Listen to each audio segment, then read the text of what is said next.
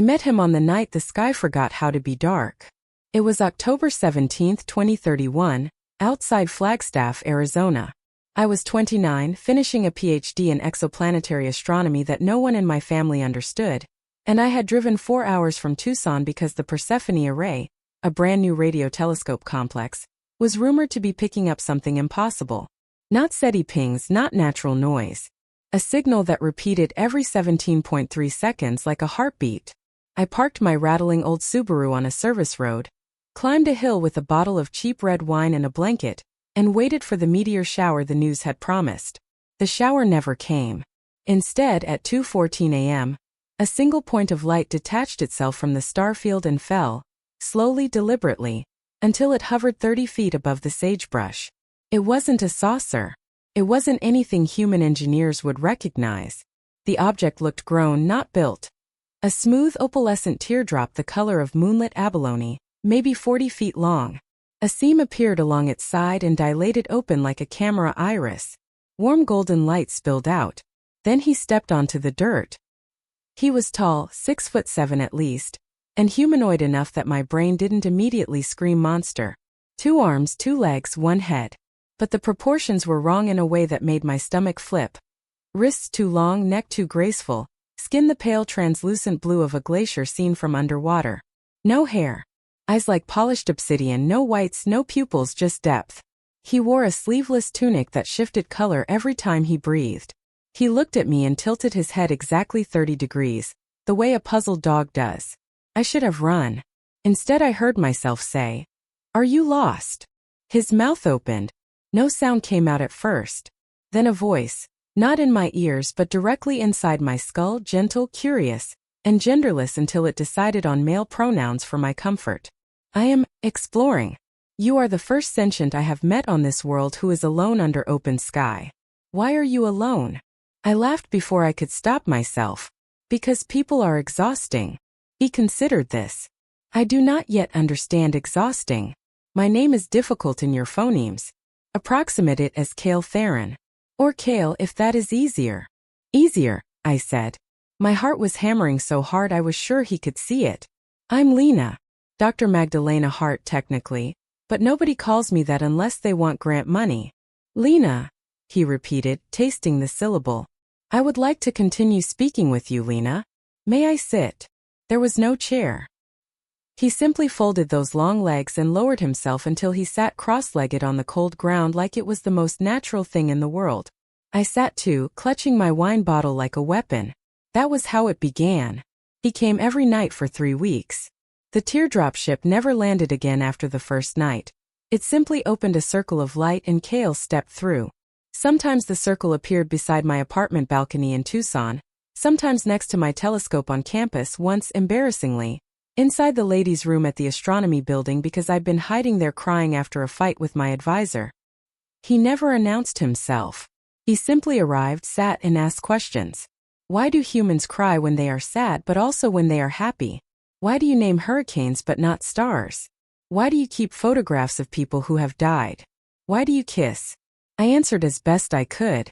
In return, he told me about the choir, his people, who lived inside the gas torus of a hot Jupiter 400 light-years away. They had no permanent bodies. Consciousness moved between grown vessels the way we change clothes.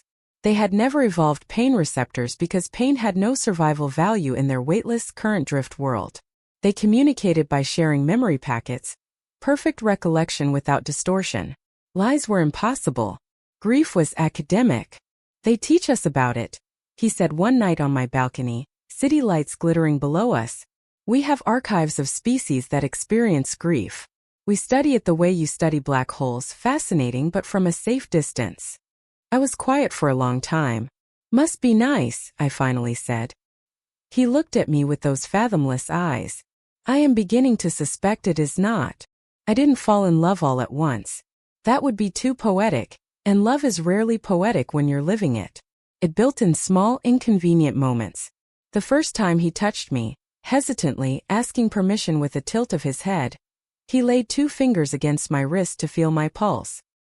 His skin was warmer than I expected, and the contact sent a shiver through him strong enough that the balcony railing flickered with bioluminescent veins under his tunic. Your heart is very fast, he said, wonder in the voice inside my head. That's your fault, I muttered. The first time I made him laugh. Not the polite memory packet acknowledgement his people used, but an actual human laugh. He had to sit down hard on my kitchen floor because the sensation was so alien it destabilized his vestibular system. The first time we kissed, I had to stand on a chair. He tasted like ozone and something sweet I couldn't name. Afterward, he rested his forehead against mine and whispered, I did not know mouths could be used for this. Among my people, this orifice is only for filtering plankton. Romantic, I deadpanned.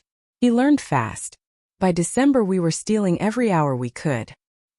He could bend space just enough to step from his ship to wherever I was, but he couldn't stay longer than 4 hours without returning to recharge in the choir's song. 4 hours was never enough. I taught him about tears the way you teach a child about fire, carefully because it can burn. One night in January it snowed in Tucson, a once-in-a-decade event. We walked through the empty campus while fat flakes melted on his lashes. He caught one on his tongue and looked so delighted I started crying without warning. He froze. Lena, your eyes are leaking. I know, I sniffled. It's just snow. It's beautiful and it won't last, and that makes me sad and happy at the same time. He reached out very carefully and brushed the tear from my cheek. The droplet clung to his fingertip, trembling. This is water and salt and something else, he said. I can taste the chemistry, but I cannot taste the meaning. You're not supposed to taste it, I said. You're supposed to feel it. He stared at the tear for a long time. Then, solemnly, he touched it to his own cheek where a tear would fall if his species had ducks. The droplet slid down his translucent skin and vanished. I want to understand, he said quietly. In February, the choir recalled him. He told me on Valentine's Day because of course the universe has a sense of humor. They have decided my attachment to a single pre-ascended consciousness is interfering with harmonic cohesion. His voice in my head was flat, the way it got when he was hiding distress. I must return for recalibration. How long? I asked, throat already closing. Unknown. Could be weeks. Could be. He stopped. Among his people, forever was not a concept that applied to individuals. I tried to be brave. Okay. I'll wait. He cupped my face in both hands. Lena, my people do not wait. We simply continue. Then teach me how to continue without you, I said, and the tears came hot and unstoppable. That was the first time he looked afraid. He kissed every tear as it fell, desperate, as if he could memorize the taste of grief before they took him away. Then the circle of light opened behind him, and he stepped backward into it without letting go of my hands until the last possible second. He was gone. The weeks without him were gray. I defended my dissertation because I'd promised him I would. I smiled at the right times. My advisor said I seemed hollow. I got the postdoc at Kitt Peak Observatory because staring at the sky was the only thing that didn't hurt. I kept telling myself, he's coming back. They just need to adjust him. He'll fight for us. I was wrong. On the night of April 3rd, the circle opened again in my new apartment above the observatory machine shop. I was asleep. I woke to the smell of ozone and ran barefoot across the room. But it wasn't Kael. Two beings stepped through, taller, more symmetrical, their skin cycling through colors like oil on water. Their combined voice in my head was cold. Kael'tharan has been unmade. His pattern was too distorted by alien emotion to be safely reintegrated. We offer apology. Attachment to ephemeral species is forbidden for good reason. I don't remember screaming. I remember the floor hitting my knees. They left something on the table. A small crystal sphere no larger than a plum. Inside it swirled the exact shade of blue that had lived under Kael's skin. We extracted what we could of his final resonance. It is a kindness. You may keep it. Then they were gone. I didn't eat for 4 days. On the 5th day I drove to the desert with the sphere and a bottle of the same cheap red wine from the night we met. I sat under the same stars and screamed until my voice shredded. The sphere pulsed once like a heartbeat. I thought I was hallucinating. It pulsed again. I picked it up with shaking hands. Kael. The voice that came was faint, as if from very far away, and it was only in my ears this time, not my mind. Lena. I hid. I cut myself off from the choir to keep the part that loves you. I am a very small now. I am dying. But I had to tell you. No, I sobbed. No, come back, we'll figure it out. I understand tears now. His voice was barely a whisper. I understand why humans cry at beauty. Because it ends. I understand why you keep photographs. Because memory hurts and you keep it anyway. Lena, I am sorry I hurt you. You didn't hurt me, I lied. You made me feel seen for the first time in my life. I wish I could have stayed long enough to grow old with you. The sphere went dark. I sat in the dirt until dawn, holding what was left of him against my heart. Years passed. I still work at the observatory. I published papers. I dated a nice meteorologist for 8 months. We broke up because every time he touched my cheek I flinched, waiting for the warmth that wasn't human. The sphere never glowed again, but I kept it on a shelf next to a photograph of the Persephone array under construction. Sometimes, when the desert wind smells like ozone before a storm, I take the sphere outside and hold it up to the stars. I'm 41 now. My hair is going silver at the temples. I still cry at snow. Last week the array picked up a new signal. Not the old 17.3-second heartbeat. Something different. A carrier wave modulated with prime numbers, then a pause, then what sounds almost like music. Very faint. Very deliberate. The lead engineer thinks it's a calibration error. I know better. Last night I drove out to the same hill with a blanket and a new bottle of cheap red. The signal is strongest there. I sat until the stars wheeled overhead and I whispered to the dark. If that's you, Kael. If you learned how to cross 400 light-years carrying nothing but love and stubbornness. I'm still here. I always was. The wind shifted. For just a second it carried the scent of ozone and something sweet I still can't name.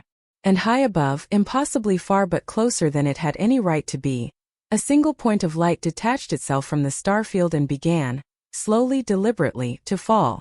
I smiled through the tears that haven't stopped meaning something since the day he first asked why humans cry. This time I'm ready.